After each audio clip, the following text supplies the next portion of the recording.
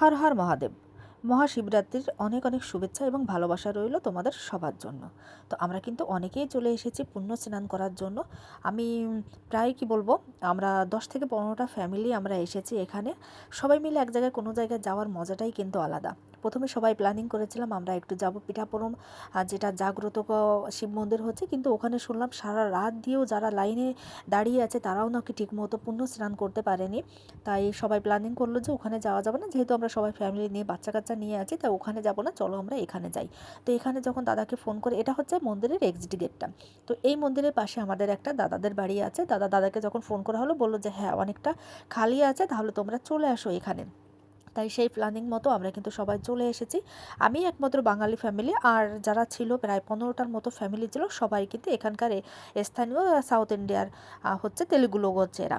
তো তারপরেও আমরা না এখানে থাকতে থাকতে এদের সঙ্গে আমার একটা ফ্যামিলির মতো সম্পর্ক হয়ে গেছে, ভাই বোন দাদা কাকা এদের মতো একটা সম্পর্ক হয়ে গেছে। দেখো এখানে নন্দীর একটা মূর্তি করেছে এরা। তো সবাই মিলে আমরা এসেছি, খুব এনজয় করেছি, কিন্তু পুণ্য স্নানটাও কিন্তু খুব সুন্দরভাবে হয়ে গেছে, কারণ যখন এসেছি তখন ভিড়টা একটু কম ছিল। দেখো ওখানে যেটা, ওখানে 56টা মানে শিবলিঙ্গের অভিষেকম করা হয়েছে ওই জায়গাটা। এটা না 1 বছর আগের কথা, তখন 1,56,000 সামথিংয়ের মতো শিবলিঙ্গের অভিষেকম হয়েছিল, এবং ভীষণ মানে কি বলবো, ভীষণ মানে আনুষ্ঠানিকভাবে এবং খুব সুন্দর করে করা হয়েছিল। 1 মাস ব্যাপী অনুষ্ঠানটা ছিল, এবং প্রতিদিন যত লোক আসতো তত লোকের খাওয়া দাওয়া সব কিছুর ব্যবস্থা করা হয়েছিল, জলের প্যাকেট দেওয়া, মানে খুব করে করা হয়েছিল কিন্তু ভীষণ। তখন যখন এসেছিলাম তখন একটু বৃষ্টির সময়টা ছিল, তখন কিন্তু দেখছি এখানে কিন্তু জলটা শুকিয়ে গেছে। তখন কিন্তু জলটা ওই যে সিঁড়ি বেয়ে নিচে নামলাম, ওই সিঁড়ি একদম প্রথম সিঁড়ি পর্যন্ত কিন্তু জলটা ছিল। সেই স্রোতটাও তোমরা দেখতে পাচ্ছ, ভীষণ স্রোত কিন্তু এখানে। তো এবার যখন এসেছি তখন দেখলাম জলটা অনেকটা নিচেই নেমে গেছে, কারণ এখন তো শুকনোর সময়। এটা কিন্তু একটা পাহাড়ি জল হচ্ছে, পাহাড়ি ঝর্ণার জল, উপর থেকে পাহাড়ি ঝর্ণার যে জলটা ওটা নিচের দিকে নেমে যাচ্ছে, সেখানে কিন্তু এই পুণ্য স্নানটা প্রতি বছর কিন্তু এখানে ভীষণ মানে করে কিন্তু জাগ্রতভাবে কিন্তু এখানে স্নানটা করা হয়। শিবরাত্রি মহাশিবরাত্রিটা পালন করা হয়। যদি এর একটু আগে আসতাম তাহলে তোমরা দেখতে পারতে কত লোক ছিল, এখনই তাই দেখো কি পরিমাণে লোকজন আছে।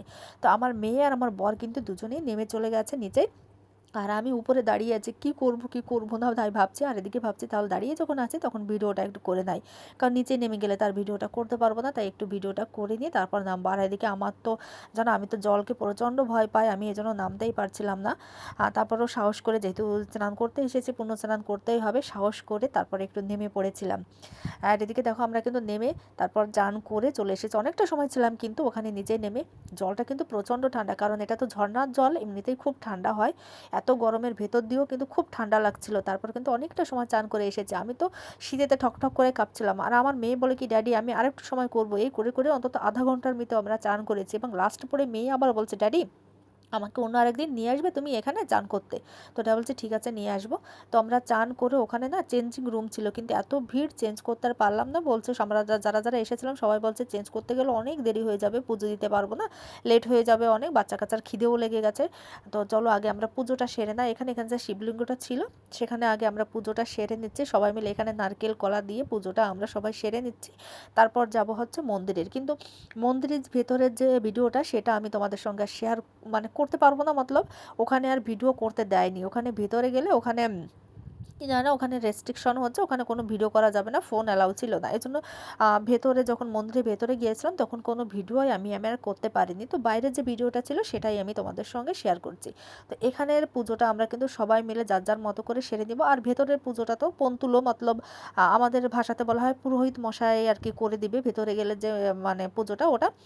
তো আমরা এখানের পুজোটা খুব ভালো করে মানে করে নারকেল কলা দিয়ে তারপর কিন্তু উপরে চলে এসেছি। দেখো এখানে কিন্তু একটা রামদল লাল্লার মূর্তি স্থাপিত হয়েছে, ওখানেও কিন্তু ওখানেও প্রচণ্ড লাইন। তাই ঠেলাঠেলি করে যতটা পেরেছি ততটা আর কি কোনো মতে ঠাকুরের পুজো করেছি, করে নিয়ে তারপর যাব এবার আমরা মন্দিরের ভেতরে। তো মন্দিরেতে যেহেতু আমি তোমাকে দাদারই বলেছি ভিডিওটা করা হবে না, তাই বাইরে আসলে যতটা ততটা তোমাদের সঙ্গে শেয়ার করব। এখানে কিন্তু এবার আমার বরকে বলছে একটু ভিডিও করো না, আমি পুজো করছি।